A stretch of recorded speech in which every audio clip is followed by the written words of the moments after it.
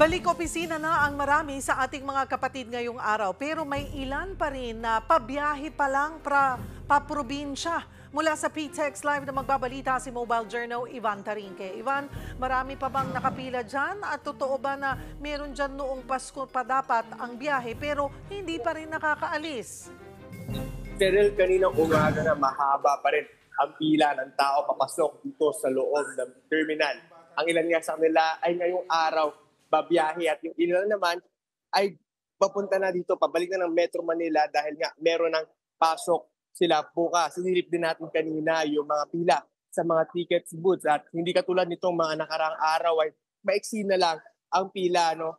Ang ilang babiyahe ngayong araw hindi naman na nahirapan bumili ng ticket papunta sa kanilang destinasyon. Bukod nga lang doon sa ilang rutang papuntang Bicol na fully booked na hanggang December 31. Pero ngayon, Cheryl, sa ngayon, wala naman tayong nakausap na na-stranded pa ito sa terminal ngayong umaga. Cheryl? May mga bus companies na hindi raw bumiyahe kahapon at ngayon lang nagbalik operasyon. Ano-ano yung ruta nito at ano ang naging dahilan?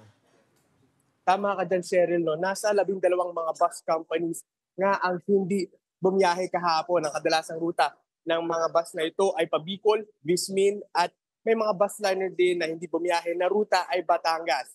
No? Pero ngayong araw, tuloy-tuloy at balik operasyon na sila sa kanilang pagbiyahe. At pagdating naman sa December 31, Cheryl, may ilang mga bus companies din na ang hindi babiyahe mula sa rutang Pabicol, Vismin at Mindoro. Kaya Cheryl, para sa mga babiyahe ng araw na yan ay i-check nila ang schedule ng mga bus at tickets na kanilang sasakyan. Cheryl?